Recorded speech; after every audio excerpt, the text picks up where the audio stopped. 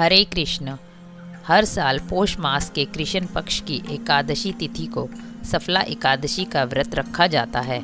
माना जाता है कि इस दिन व्रत और पूजन करने से सारे काम पूरे हो जाते हैं और कामों में आने वाली सभी रुकावटें नष्ट हो जाती हैं। 1000 सालों की तपस्या के बराबर भी फल मिल जाता है। अंत में मोक्ष की भी प्राप्ति हो जाती है। आइए हम भी प्रभु के श्री चरणों का स्मरण करते हुए कथा का श्रवण प्रारंभ करते हैं। हरे कृष्णा राधे राधे।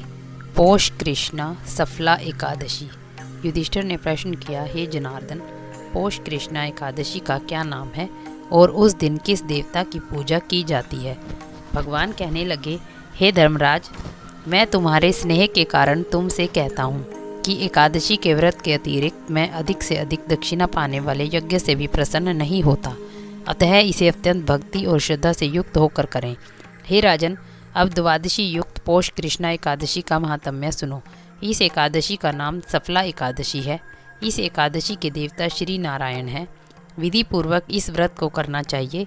जिस प्रकार नागों में शेष नाग, पक्षियों में गरुड़, सब ग्रहों में चंद्रमा, यज्ञों में अश्वमेध और देवताओं में भगवान विष्णु श्रेष्ठ हैं, उसी तरह सब व्रतों में एकादशी व्रत श्रेष्ठ है। जो मनुष्य सदैव एकादशी का व्रत करते हैं वे मुझको परम प्रिय हैं। इस व्रत की विधि इस प्रकार है। मेरी पूजा के हेतु ऋतु के अनुसार फल, नारियल, नींबू, नैवेद्य आदि 16 चीज़ों से मेरी पूजा करें। रात्रि को जागरण करें। इस एकादशी के व्रत के समान यज्ञ, तीर्थ, दान, तप तथा कोई और दूसरा व्रत नहीं है। 5000 वर्ष तक तप करने से जो फल प्राप्त होता है उससे भी अधिक सफला एकादशी का व्रत करने से मिलता है। हे राजन, अब आप इस एकादशी की कथा सुनिए। चंपावती नगरी में एक महिष्मान नाम का राजा राज्य करता था। उसके 4 पुत्र थे। उन सब में लुम्पक नाम वाला बड़ा पुत्र महापापी था। वह पापी सदा पर स्त्री तथा वैश्यागमन और दूसरे बुरे कर्मों में अपने पिता का धन नष्ट करता था तथा सदैव ही देवता, ब्राह्मण और वैष्णवों की निंदा किया करता था। जब राजा को अपने बड़े पुत्र के ऐसे कुकर्मों का ज्ञान हुआ तो उसने उसे अपने राज्य से निकाल दिया। तब वह विचारने लगा कि अब मैं किधर जाऊं, क्या करूं। अंत में उसने चोरी का कर्म करने का निश्चय किया। उस दिन वह वन में रहता और रात को अपने पिता की नगरी में चोरी करता तथा प्रजा को तंग करने और उन्हें मारने का कुकर्म भी करता। कुछ समय पश्चात सारी नगरी भयभीत हो गई। वह वन में रहकर पशु आदि मार कर खा जाता। जनता के लोग और राज्य के कर्मचारी उसको इन कुकर्मों के कारण पकड़ कर भी राजा के भय से छोड़ देते। उसी वन में एक अत्यंत प्राचीन विशाल पीपल का वृक्ष था। उसी वृक्ष के नीचे वह महापापी लुम्पक रहा करता था। इस वन को लोग देवताओं का क्रीड़ा स्थल मानते थे। कुछ समय पश्चात पौष कृष्ण पक्ष की दशमी के दिन वह वस्त्रहीन होने से शीत के कारण सारी रात्रि सो नहीं सका और उसके हाथ पैर अकड़ गए। वह रात्रि उसने बड़ी कठिनाई से व्यतीत की और सूर्योदय होने से पूर्व वह मूर्छित हो गया। दूसरे दिन एकादशी को मध्याह्न के समय सूर्य की गर्मी से उसकी मूर्छा दूर हुई।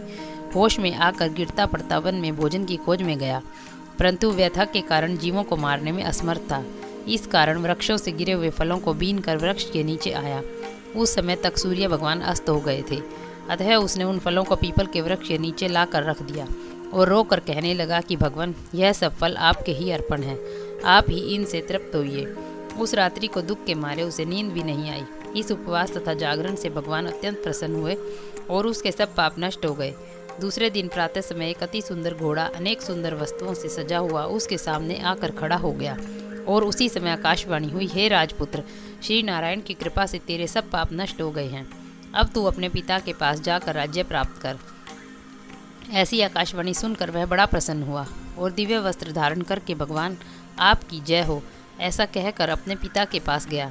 उसके पिता ने बड़ी प्रसन्नता से उसे अपने समस्त राज्य का भार सौंप दिया और वह वन को चले गए। अब लुम्पक शास्त्रानुसार राज्य करने लगा। उसके स्त्री पुत्र आदि सारा कुटुंब ही नारायण का परम भक्त हो गया। यथावृद्ध होने पर वह अपने पुत्र को राज्य का कार्यभार सौंप कर तपस्या करने के लिए वन में चला गया और अंत समय में वैकुंठ को प्राप्त हुआ। अतः जो मनुष्य भक्तिपूर्वक सफला एकादशी का व्रत करते हैं उनको अंत में मुक्ति मिलती है। जो मनुष्य इस सफला एकादशी का व्रत नहीं करते वे पूंछ और सींगों से रहित पशु के समान हैं। इस सफला एकादशी के मातम्य को पढ़ने अथवा सुनने से मनुष्य को अश्वमेध यज्ञ का फल प्राप्त होता है। हरे कृष्णा, राधे राधे। इस दिन तिल और गुड़ का सागर लिया जाता है। दूध, दूध से बनी मिठाई, फल और मेवा भी लिए जा सकते हैं। हरे कृष्णा, राधे राधे।